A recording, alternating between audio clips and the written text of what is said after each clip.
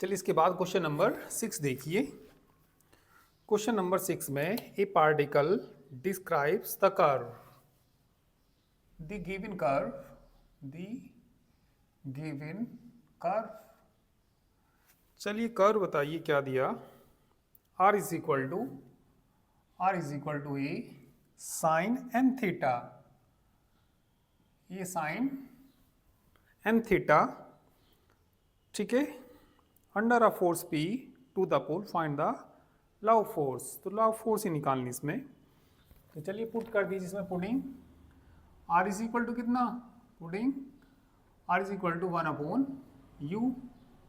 तो 1/u is equal to a sine n theta, उल्टा करेंगे तो u is equal to 1 upon a. 1 upon sine कितना होता है, कोसेक एन थीटा आ जाएगा।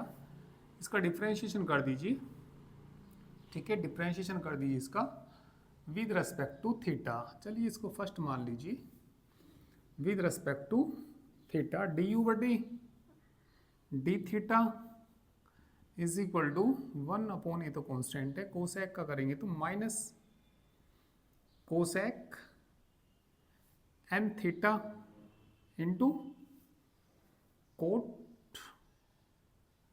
एन थीटा ही तो आएगा।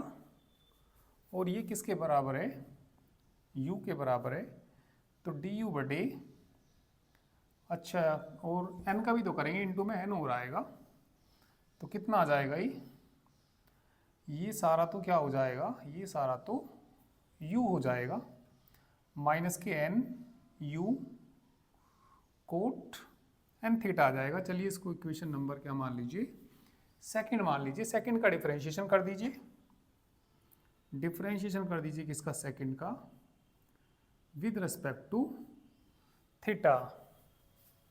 तो कितना आ जाएगा, डी टू यू बटे d theta square is equal to, ठीक है, माइनस एन तो चलिए बाहर ही रखिए कांस्टेंट, यू को ऐसे ही रखेंगे, कोट का करना माइनस के cosec square n theta into n plus cot n theta को ऐसे ही रखिए, इसका करेंगे यू का डी यू बटे डी थीटा, डी यू बटे डी थीटा की वैल्यू भी रख दीजिए फर्स्ट से, तो ये आ जाएगा d two u upon d theta square is equal to, minus u तो बाहर है, ये minus u cosec square n theta into n plus d u बटे डी थीटा की वैल्यू रखेंगे यहाँ से,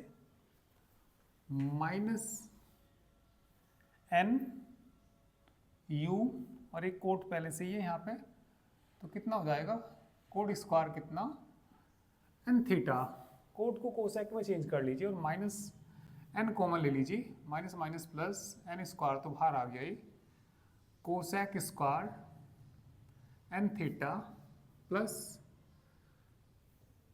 यू भी चाहो तो बाहर ले सकते हैं, ठीक है, यू भी चलिए बाहर ले लीजिए, यू भी बाहर आ जाएगा तो कितना बच जाएगा, कोसेक स्क्वायर एन थीटा और माइनस माइनस प्लस तो हो ही गया है, कोट स्क्वायर कितना एन थीटा, कोट को भी कोसेक में चेंज करिए,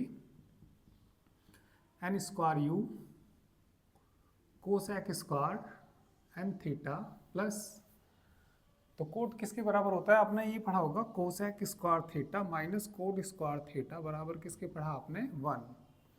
तो ये किसके बराबर आएगा, कोसेक स्क्वायर थीटा माइनस 1, इन दोनों को जोड़ दीजिए, एन स्क्वायर यू कितना हो जाएगा 2, कोसेक स्क्वायर कितना n theta minus 1, cosec square n theta की वैल्यू बताना, कोसेक स्क्वायर एन थीटा की value, u square a square तो एन स्क्वायर इंटू यू 2, इसकी वैल्यू रखिए, कितना आ जाएगा, a square u square minus 1, u के अंदर मल्टीप्लाई कर सकते हैं तो एन स्क्वायर इंटू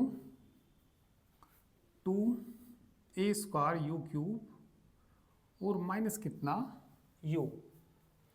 अब इसमें ठीक है the differential equation of the central orbit, the differential equation of the central orbit.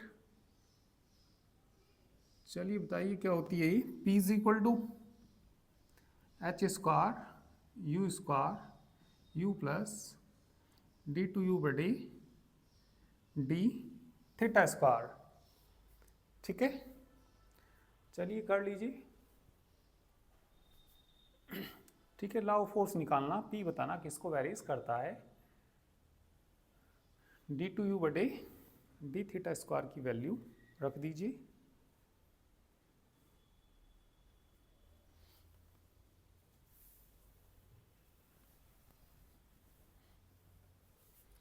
चलिए रखिए, तो P इज इक्वल टू कितना आ जाएगा ये, एच स्क्वायर यू प्लस रखना वैल्यू कितना एन स्क्वायर की भी गुना, चलो अंदर चाहो तो अंदर कर सकते हैं, n square into 2a square u cube minus n square u. ठीक है, तो ये आ जाएगा यहाँ से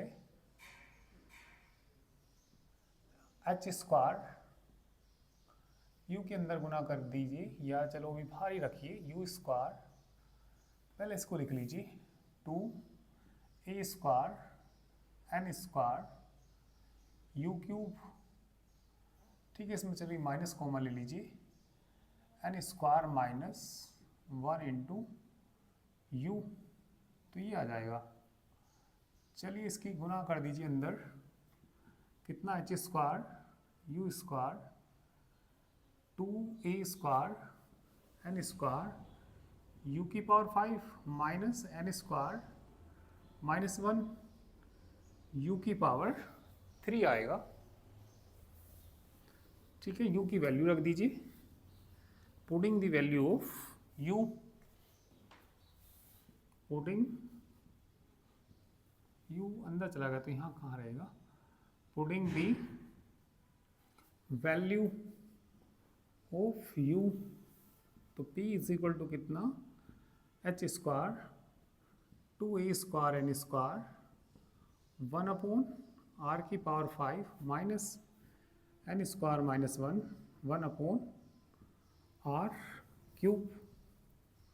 तो ये बताइए P किसको वेरीज कर जाएगा यहाँ से, 2a square n square upon r की power 5 minus n square minus 1 upon r की पावर 3। देख लीजिए क्या आंसर दिया।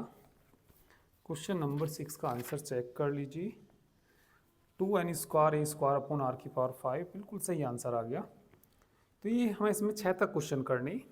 ठीक है, इसके बाद आपको डेफिनेशन पढ़नी एप्सल, ठीक है, ठीक है, एप्सिडेंट डिस्टेंस की डेफिनेशन पढ़नी और एप्सिडल एंगल की डेफिनेशन भी आपको पढ़नी। 3 डेफिनेशन है ये, कई बार एग्जाम में आई।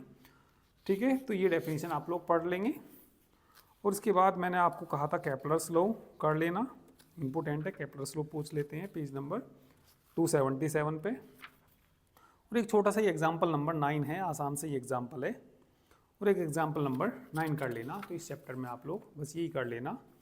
तो ये बुक आपकी हुई कंप्लीट। ठीक है, और इस बुक के साथ आपका सिलेबस भी कंप्लीट हुआ।